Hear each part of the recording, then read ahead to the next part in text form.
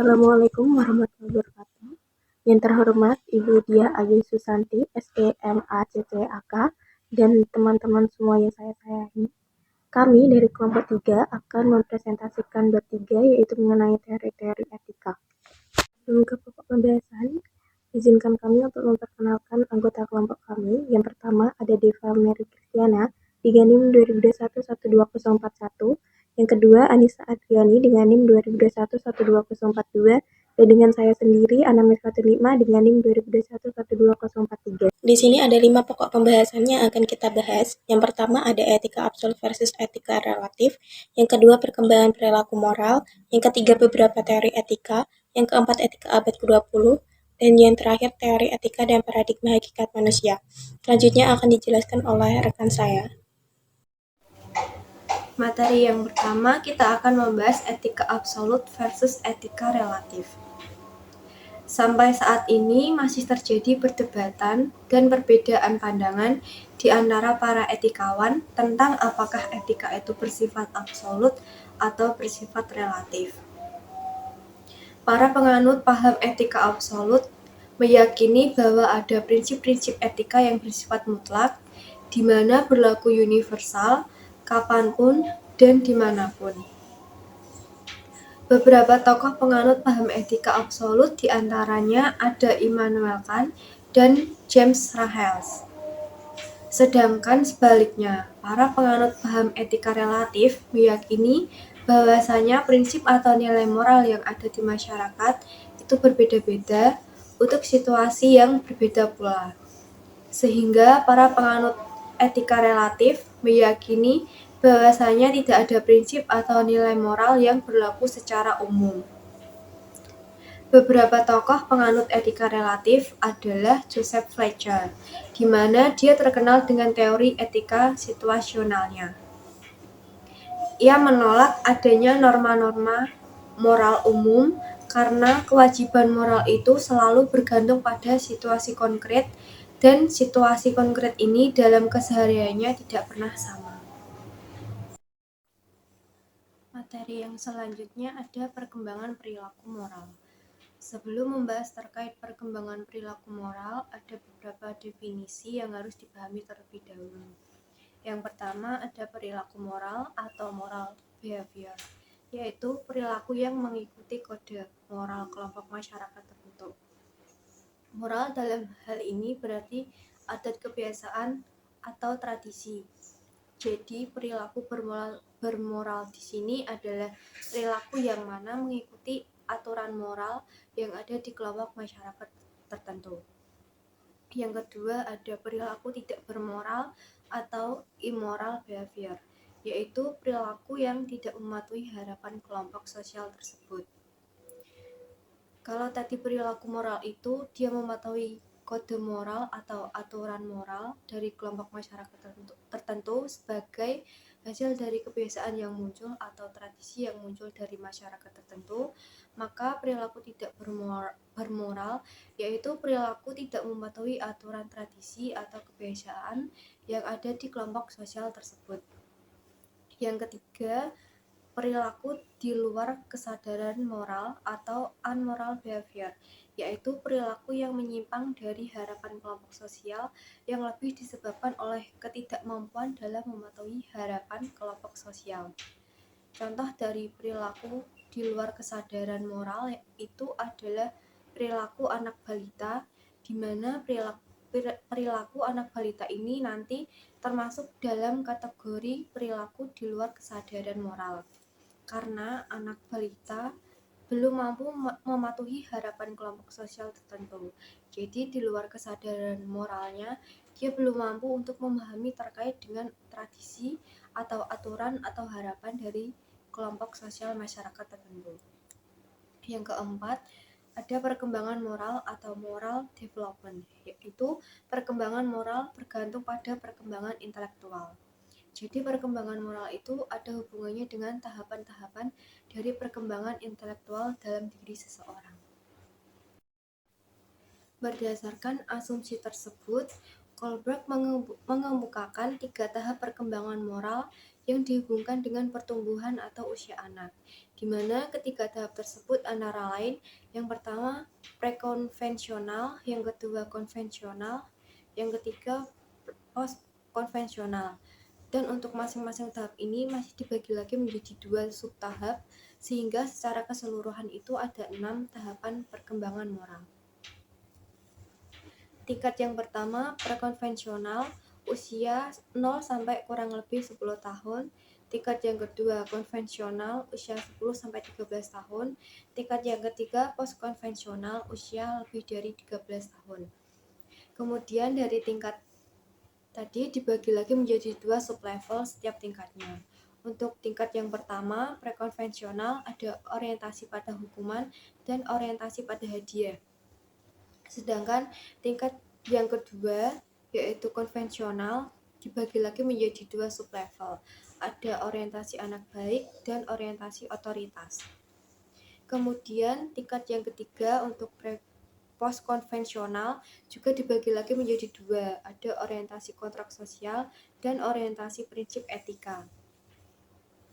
Pada dasarnya dengan model ini, Kohlberg ingin menyimpulkan bahwa ada hubungan antara pertambahan umur dengan tingkat perkembangan moral seseorang.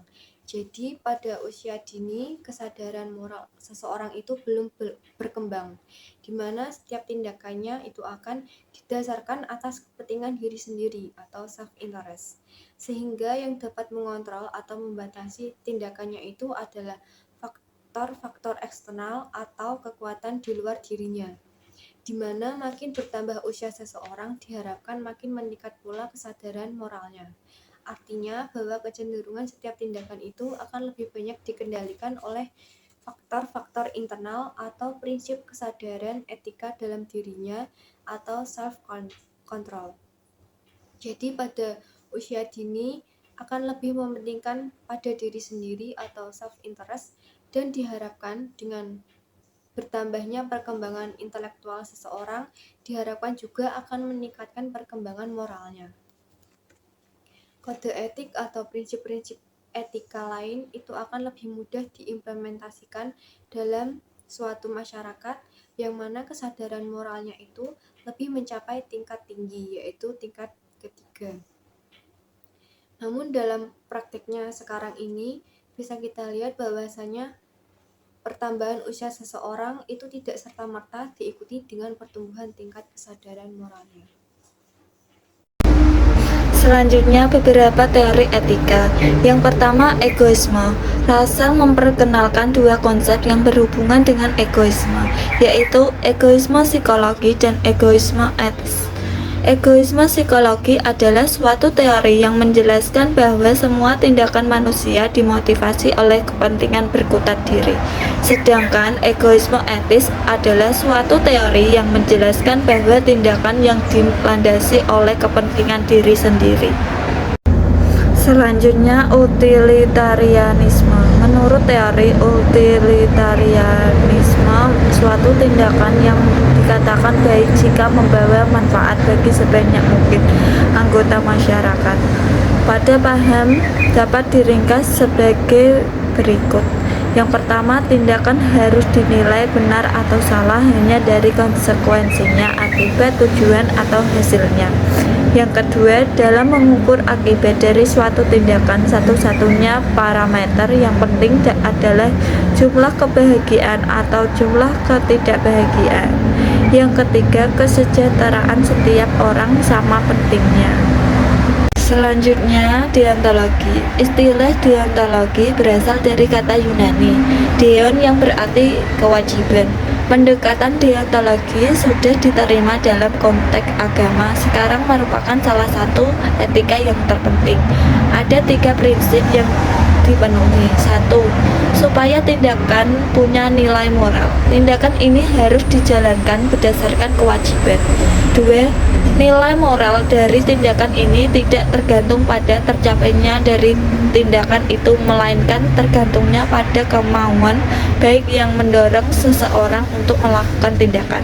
Yang ketiga, sebagai konsekuensi dari kedua prinsip ini, kewajiban adalah hal yang niscaya dari tindakan yang dilakukan berdasarkan sikap hormat pada hukum moral universal.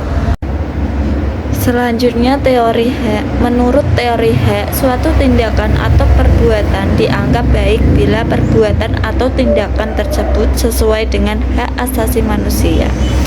Teori hak sebenarnya didasarkan atas asumsi bahwa manusia mempunyai martabat dan semua manusia mempunyai martabat yang sama. Hak asasi manusia didasarkan atas beberapa sumber otorisasi. 1. Hak hukum. Hak hukum adalah hak yang didasarkan atas sistem atau yurisdiksi hukum suatu negara. 2. Hak moral atau kemanusiaan. Hak moral dihubungkan dengan pribadi manusia secara individu atau dalam kelompok, bukan masyarakat luas. 3. Hak kontraktual. Hak kontraktual mengikat individu-individu yang membuat kesepakatan atau kontrak bersama dalam wujud hak dan kewajiban masing-masing pihak. Selanjutnya, teori keutamaan. Teori keutamaan tidak menyatakan tindakan mana yang etis dan mana yang tidak etis. Teori ini tidak lagi mempertanyakan suatu tindakan, tetapi berangkat dari pertanyaan mengenai sifat-sifat atau karakter yang harus dimiliki oleh seseorang agar bisa disebut sebagai manusia utama, dan sifat-sifat atau karakter yang mencerminkan manusia hina. Karakter atau sifat utama dapat didefinisikan sebagai disposisi sifat atau watak yang telah melekat dimiliki oleh seseorang dan memungkinkan dia untuk selalu bertingkah laku yang secara normal dinilai baik. Selanjutnya, teori etika teonom. Teori etika teonom ini dilandasi oleh filsafat Kristen yang mengatakan bahwa karakter moral manusia ditentukan secara hakiki oleh kesesuaian hubungannya dengan kehendak Allah. Perilaku manusia secara moral dianggap baik jika sepadan dengan kehendak Allah, dan perilaku manusia dianggap tidak baik bila tidak mengikuti aturan atau perintah Allah sebagaimana dituangkan dalam kitab suci. Terlepas dari apakah manusia mengakui atau tidak mengakui adanya Tuhan, setiap manusia telah diberikan Tuhan potensi kecerdasan tak terbatas yang melampaui kecerdasan rasional. Nah, di sini ada 4 persamaan fundamental filsafat etika semua agama, yaitu yang pertama, semua agama mengakui bahwa umat manusia memiliki tujuan tertinggi selain tujuan hidup dunia. Yang kedua, semua agama mengakui adanya Tuhan dan semua agama mengakui adanya kekuatan tak terbatas yang mengatur alam raya ini. Yang ketiga, etika bukan saja diperlukan untuk mengatur perilaku hidup manusia di dunia, tetapi juga sebagai salah satu syarat mutlak untuk mencapai tujuan akhir atau tujuan tertinggi umat manusia. Dan yang keempat, semua agama mempunyai ajaran moral etika yang bersumber dari kitab suci masing-masing. Nah, tujuan tertinggi umat manusia hanya dapat dicapai bila potensi kecerdasan tak terbatas ini dimanfaatkan. Selanjutnya, etika abad ke-20. Di sini ada arti kata baik. Menurut George Edward Moore, kata baik adalah kunci dari moralitas. Namun, Moore merasa heran jika satu pun etikawan berbicara kata baik tersebut seakan-akan hal itu sudah jelas dengan sendirinya. Nah, ada yang menafsirkan kata baik sebagai nikmat, memenuhi keinginan individu, memenuhi kepentingan yang orang banyak, memenuhi kehendak Allah, dan bahkan ada yang mengatakan kata baik tidak mempunyai arti. Nah, menurut Moore, kata baik itu tidak dapat didefinisikan. Selanjutnya, tatanan nilai Max Scheler. Scheler sebenarnya membantah anggapan teori imperatif kategori. Imperatif kategori di sini adalah perintah yang mengatakan apa yang harus dilakukan dari sudut pandang alasan murni semata. Nah, Immanuel Kant mengatakan bahwa hakikat moralitas terdiri atas kehendak untuk memenuhi kewajiban karena kewajiban itu sendiri. Selanjutnya, etika situasi Joseph Fletcher. Joseph Fletcher termasuk tokoh yang menentang adanya prinsip-prinsip etika yang bersifat mutlak. Ia berpendapat bahwa setiap kewajiban moral selalu bergantung pada situasi yang konkret. Artinya, sesuatu ketika berada dalam situasi tertentu bisa jadi baik dan tepat, tetapi ketika berada dalam situasi yang lain bisa jadi jelek dan salah. Selanjutnya, pandangan penuh kasih Iris Mordach.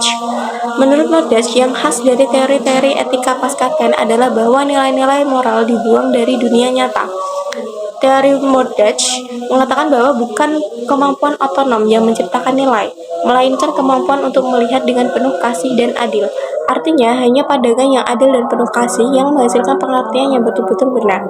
Selanjutnya, pengelolaan kelakuan Bruce Frederick Skinner. Skinner mengatakan bahwa pendekatan filsafat tradisional dan ilmu manusia tidak memadai, sehingga yang diperlukan bukanlah ilmu etika, tetapi sebuah teknologi kelakuan.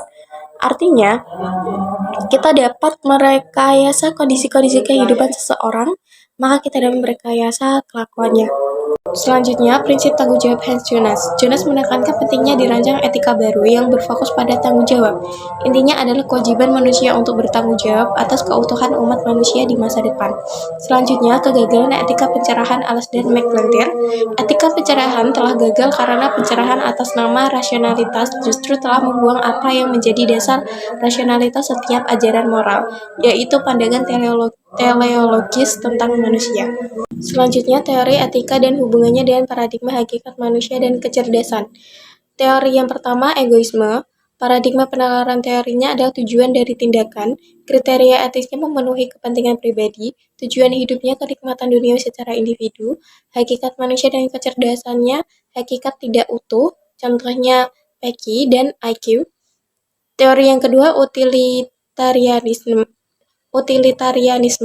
Paradigma penalaran teorinya tujuan dari tindakan, kriteria etisnya memberi manfaat atau kegunaan bagi banyak orang, tujuan hidupnya kesejahteraan duniawi masyarakat, hakikat manusia dan kecerdasannya adalah hakikat tidak utuh, contohnya PQ, IQ, dan EQ.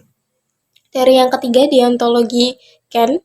Penalaran teorinya tindakan itu sendiri, kriteria etis kewajiban mutlak setiap orang, tujuan hidup demi kewajiban itu sendiri, dan hakikat manusia dan kecerdasannya adalah hakikat tidak utuh, contohnya IQ dan EQ. Teori yang keempat, teori HAM. Penalaran teorinya adalah tingkat kepatuhan terhadap HAM. Kriteria etisnya adalah aturan tentang hak asasi manusia atau HAM. Tujuan hidupnya adalah demi martabat kemanusiaan.